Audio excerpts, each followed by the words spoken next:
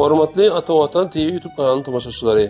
Sesli habarymyzda bugün size Aşgabat, İstanbul uğru boýunça uçurat olaryň sanynyň artdyrylýandygy baradaky täze maglumat ýetirýäris.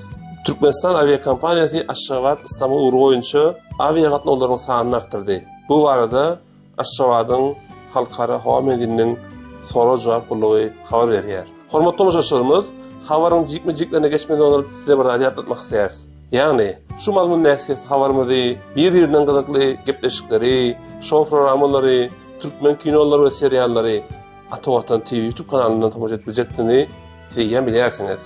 Emma bu videoları isteseňiz siz www.atawatantv.com saytyndan hem Türkmenistanyň ähli ýerinden aňsatlyk bilen YouTube'a girmeden hem tamaşa etbersiňiz. Gelin näme habarymyza dowam edelim. Mundan Türkmenistan aviakompaniýasy Aşgabat İstanbul uğru boýunça hepdede 4 sany uçuratma amallaşy berdi. Indi bolsa bu san 5 ýetirilýär. Eýsem hepden haýsy günlerinde Türkmenistan Türkiýe adaty gatnada amallaşdyrylýar. Hepden duşanbe, sişenbe, çarşembe, benşenbe we şenbe günleri Aşgabat İstanbul uğru boýunça uçuratmalary ýerine ýetirilýär. Şeýlelikde Türkmenistan Türkiýe uğru boýunça hepdede adat uçuratlaryň sany 11 ýetýär.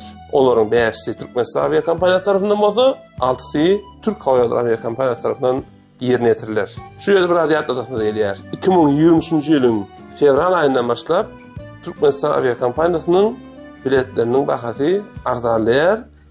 Ýagny bir tarafyň iň pes bahasy 4877 manat bolar. Bilýäňiz, Türk Hava Ýollarynyň bilet bahasy bolsa $300 başlaýar. Hormatly tamaşaçylarymyz, siz bilýärsiňiz, Türkmenistan raýatlary eýerde Türkiýe gitmek isleýän bolsa wiza gerek. Emma eýerde siz Türkiýede wagtdan ýaşamak üçin ruhsatnamaň iýesi bolsaňyz, ýagny ikametiniz baý bolsa, ýa-da Türkiýede zähmet çekmek üçin ruhsatnamaňyz, ýagny çalışma izniňiz baý bolsa, onda wiza gerekdir. Onu ýa bilýärsiňiz.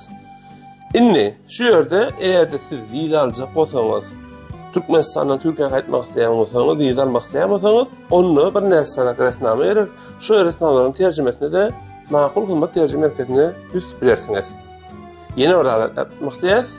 Yani Türkiye oku mevzusunu başlayar. Eğer de Türkiye'de bilim almak isteyen olsanız, onu İstanbul şehrine yerleşen Ata-Watan danışmanlık kampanyasından maslahat hizmetlerinden alıp bilersiniz. Hormatly tamaşaçylarymyz, bizim kanalımıza tamaşa etmeye devam edin. Biz kanalımızı size peýdali, gyzykly video maglumatlary elmidama ýetirip durarys. Häzirlikçe hoş, sag bolun.